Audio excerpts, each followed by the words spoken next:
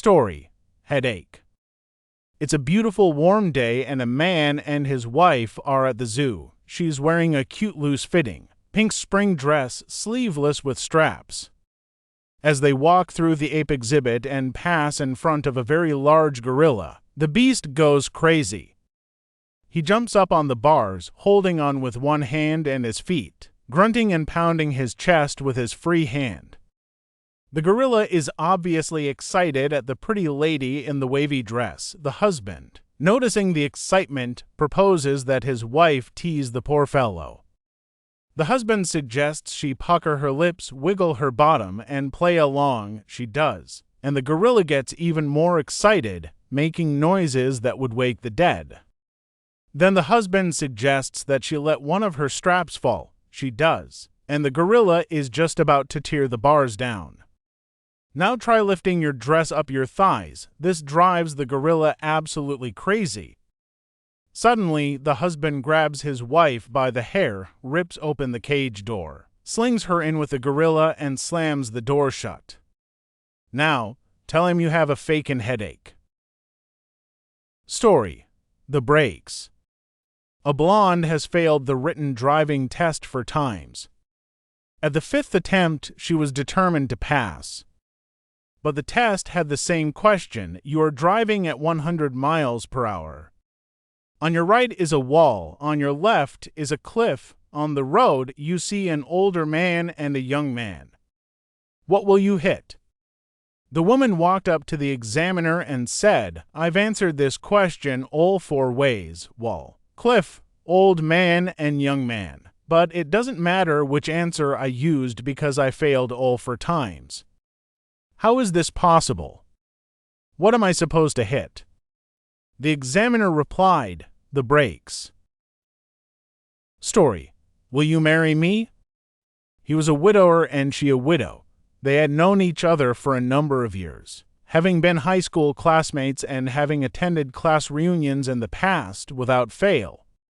This 60th anniversary of their class, the widower and the widow made a foursome with 2 other singles. They had a wonderful evening, their spirits high, with the widower throwing admiring glances across the table and the widow smiling coyly back at him. Finally, during one dance, he picked up courage to ask her, Will you marry me? After about 6 seconds of careful consideration, she answered, Yes, yes, I will. Needless to say, the evening ended on a happy note for the widower. However, the next morning he was troubled. Did she say yes or did she say no? He couldn't remember. Try as he would, he just could not recall. He went over and over the conversation of the previous evening, but his mind was blank.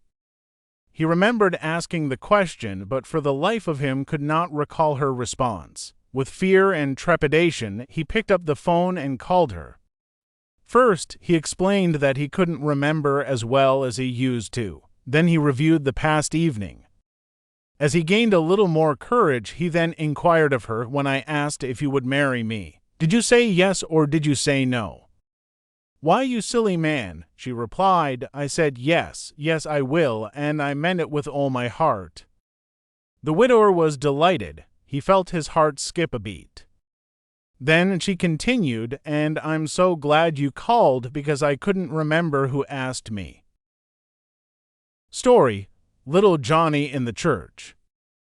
One Sunday morning, the vicar noticed little Johnny standing in the foyer of the church, looking at a large plaque that hung there. After the young man of 7 had stood there for some time, the vicar walked up beside him and said quietly, Good morning, son. Good morning, vicar, replied the youngster, not taking his eyes off the plaque. Can I ask you, sir, what is this for? Why are all these names listed on here?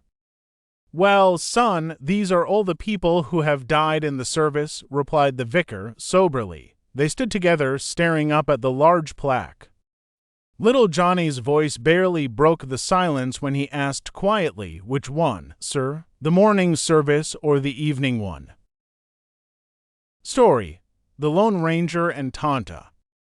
The Lone Ranger and Tonta were camping in the wilderness. After they got their tent set up, both men fell sound asleep. Some hours later, Tonto wakes the Lone Ranger and says, "Kemosabe, look towards sky. What you see?" The Lone Ranger replies, "I see millions of stars. What that tell you?" asked Tonto. The Lone Ranger ponders for a minute, then says, "Astronomically speaking, it tells me there are millions of galaxies and potentially billions of planets astrologically. It tells me that Saturn is in Leo. Time-wise, it appears to be approximately 3:15 in the morning, theologically. The Lord is all-powerful and we are small and insignificant. Meteorologically, it seems we will have a beautiful day tomorrow." "What does it tell you, Tonto?" "You dumber than buffalo. It means someone stole tent." Story: The Statue Story. A man walks into an antique store and starts looking around. Suddenly, he gazes upon the most stunning bronze statue of a Siamese cat. He asks the store owner how much he wants for the statue. The store owner replies it's $200 for the statue and $2,000 for the story that goes with it. The man replies, "I really don't care about the story, but I do want the statue." As the man is paying for the statue, the shop owner says, "All right, but I guarantee you will be back for the story." The man walks out of the shop and starts down the street carrying the cat statue. When he comes to the crosswalk, he happens to glance behind him and sees 3 or 4 cats sitting about 10 feet away, looking at him. He shrugs it off and crosses. When the light changes, he goes several more blocks and, at another crosswalk, looks behind himself again. This time there are about 30 cats sitting there looking at him. The man starts to get a little nervous and picks up his pace when the light changes. By the time the man reaches the pier at the end of the street, he has now been running for several blocks. He was running because every time he turned around, there were more and more cats behind him. He looked like the Pied Piper.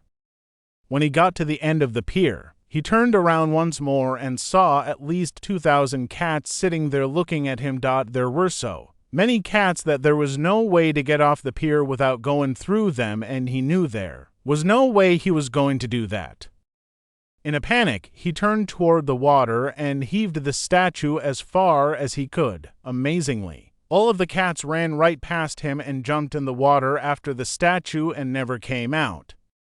The man, still shaking from his ordeal, immediately started running back to the shop. As he burst through the door, the shop owner saw him and said, "I told you that you'd be back for the story."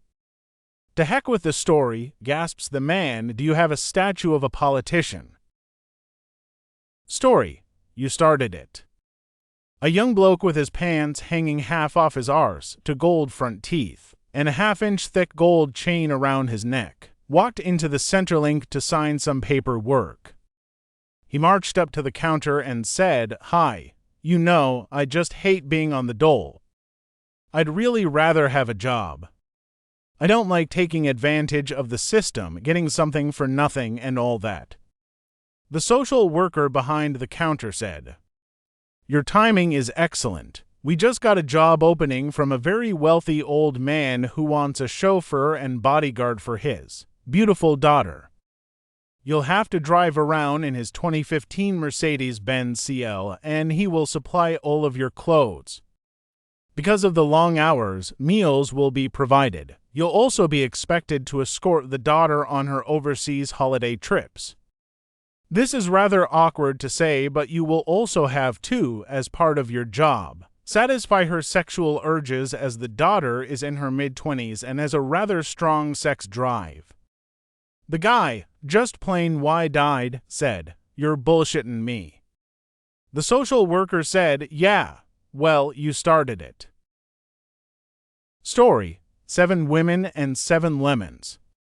Henry goes to confession and says, "Bless me, Father, for I have sinned. Last night I was with 7 different women." The priest says, "Take 7 lemons, squeeze them into a glass, and drink the juice without pausing." "Will that cleanse me of my sins, Father?" "No," replies the priest, "but it'll wipe that silly grin off your face." Story: the young priest and the old priest. A newly ordained priest, fresh out of seminary, is a little nervous about his first day in the confessional. He asks the senior priest to sit in on his sessions. After the first few, the older priest asks him to step out of the confessional for a few suggestions. The older priest says, "Cross your arms over your chest and rub your chin with one hand." The younger priest tries this. The older priest follows this with, "Try saying things like, 'I see,' 'Yes, go on,' and 'I understand. How did you feel about that?'" The younger priest repeats them several times, nodding. "Now," the older priest says, "don't you think that's a little better than slapping your knee and saying, 'No way'? What happened next?" Story: The Satan and the Man. A few minutes before the church services started, the congregation was sitting in their pews and talking. Suddenly, Satan appeared at the front of the church. Everyone started screaming and running for the back entrance, trampling each other in a frantic effort to get away from the evil incarnate. Soon the church was empty except for one elderly gentleman who sat calmly in his pew without moving, seemingly oblivious to the fact that God's ultimate enemy was in his presence. So Satan walked up to the man and said, "Do you know who I am?" The man replied, "Yep, sure do." "Aren't you afraid of me?" Satan asked. "Nope, sure ain't," said the man. "Don't you realize I can kill you with one word?" asked Satan. "Don't doubt it for a minute," returned the old man in an even tone. "Did you know that I can cause you profound, horrifying agony for all eternity?" persisted Satan. "Yep," was the calm reply. "And you're still not afraid?" asked Satan. "Nope," said the old man. Totally perplexed, Satan asked, "Well, may I ask why you're not?" The man calmly replied, "Been married to your sister for 48 years.